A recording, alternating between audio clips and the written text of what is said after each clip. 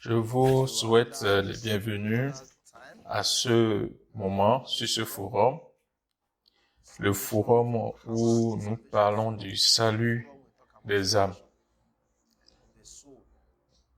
Ce jour, nous allons aborder le thème « Pourquoi aller à l'église ?»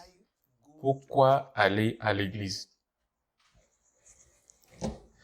Actes chapitre 2, verset 47.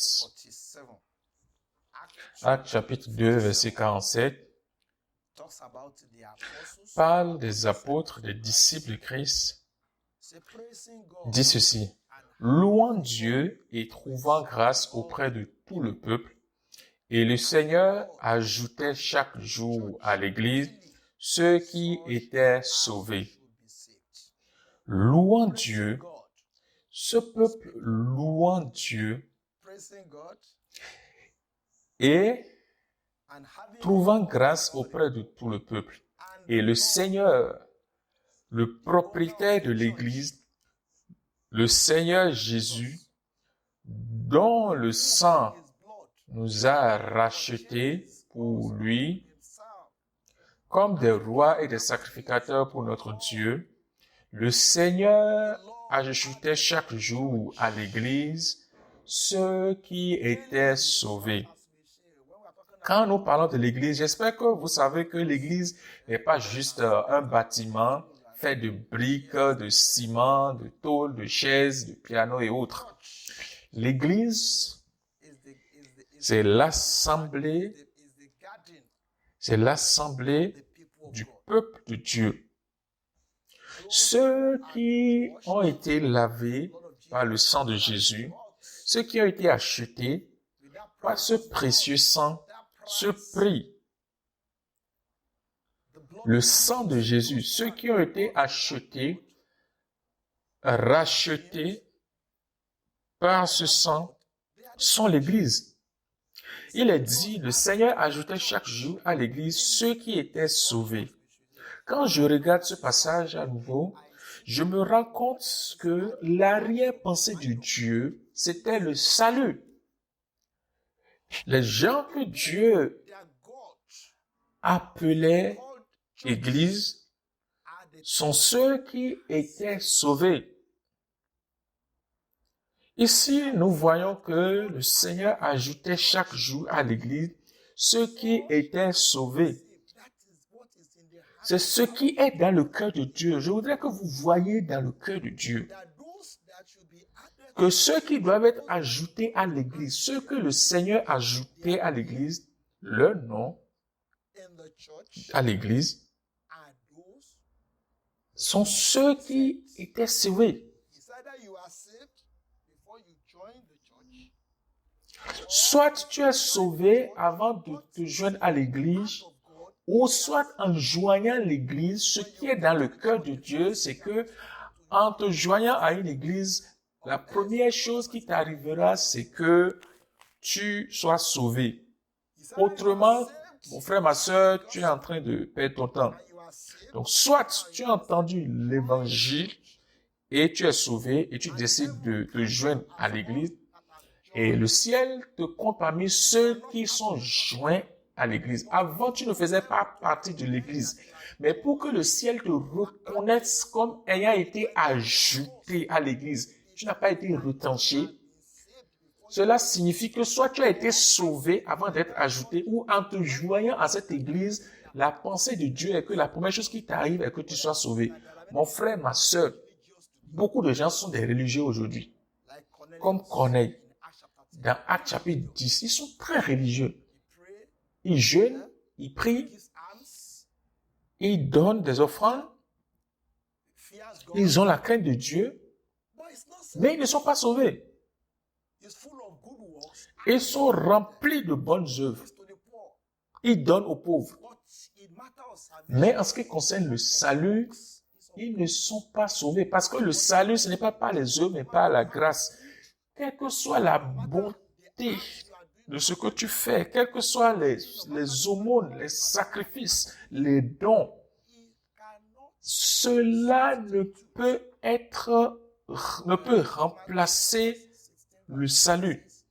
Regardons Matthieu chapitre 16, verset 26. Qu'est-ce qu'un homme peut donner en échange de son âme? Qu'est-ce que vous pouvez donner? Si vous n'êtes pas sauvé et que dans le livre de ton église, ton nom est à la première place, je voudrais que tu saches que dans le livre de vie, ton nom n'est pas là. Ton nom est dans le livre de ton église locale. Mais dans l'église des premiers-nés, dans l'église de Jésus-Christ, pour que tu sois ajouté, pour que le ciel te compte comme ayant été ajouté à l'église, il faudrait d'abord que tu sois sauvé. Je voudrais que tu regardes. Quand nous parlons de sauver, cela signifie que cette personne est dans une situation et cette personne est en danger. Cette personne est dans quelque chose que si on ne le sauve pas rapidement, il va finir dans la destruction, il va finir dans la perdition, il va détruire sa vie. Cette personne ne va pas bien finir. C'est pour cela que Dieu dit, sauvons-le. Et la seule personne que Dieu a envoyée, regardons dans Actes chapitre 4, verset 12, il n'y a de salut en aucun autre, car il n'y a sous le ciel aucun autre nom qui a été donné parmi les hommes par lequel nous devions être sauvés, qui est Jésus-Christ. Est-ce que vous êtes sauvés? Mon frère, laisse affaire de ceci dans mon église. Je suis dans l'église depuis 15 ans, depuis 20 ans. Je fais ceci dans mon église. Mon église est la plus grande. Laissons tout ça là. Ce que je te demande, c'est est-ce que vous êtes sauvés? Depuis que vous allez à l'église, est-ce que vous êtes sauvés ou vous prétendez ou vous êtes religieux? La pensée de Dieu est que ceux qui sont ajoutés à l'église sont ceux qui sont sauvés. Regarde, le péché, selon Romains chapitre 6, verset 23, le salaire du péché, c'est la mort. Le péché amène la mort. Et un homme mort, rien ne marche, rien ne lui réussit. Il ne peut pas entendre, il ne peut pas voir. Il tue, il fait des choses et il ne sent rien. Mon frère, tu es mort. Ma soeur, tu es mort. Quand tu vis dans le péché et que ta conscience ne te dérange pas, quand tu vis dans le péché, tu sais que ce que tu fais est mauvais, mais ta conscience ne le ressent pas. Ça ne dit rien à ta conscience, c'est que tu es mort. Et si tu ne te répands pas pour être sauvé, tu vas en enfer.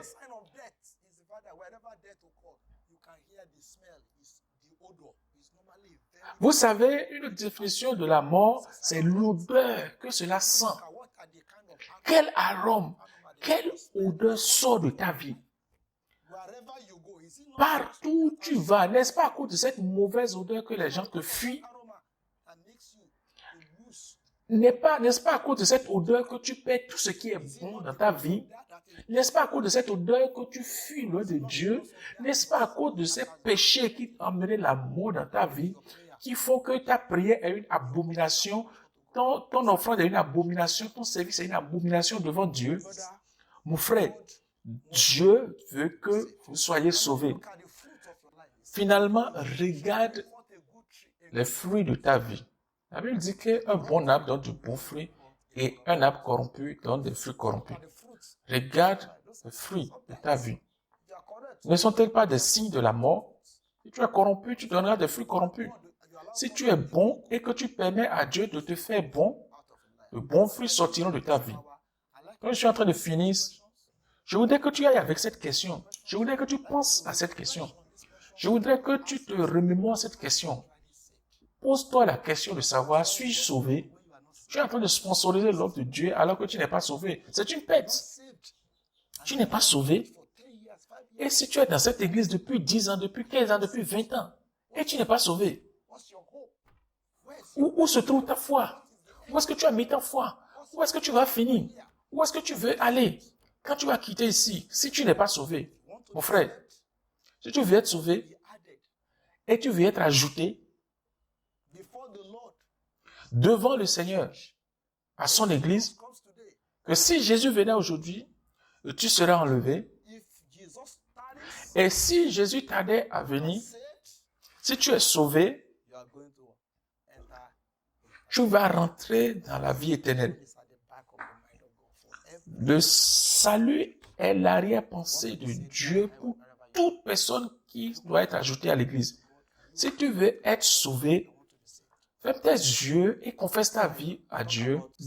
J'ai parlé des pas pour être sauvé sur un de nos forums. Tu peux cliquer là pour voir qu'est-ce que je dois faire pour être sauvé et tu seras conduit dans tous ces pas. Que le Seigneur vous aide au nom de Jésus-Christ. Amen.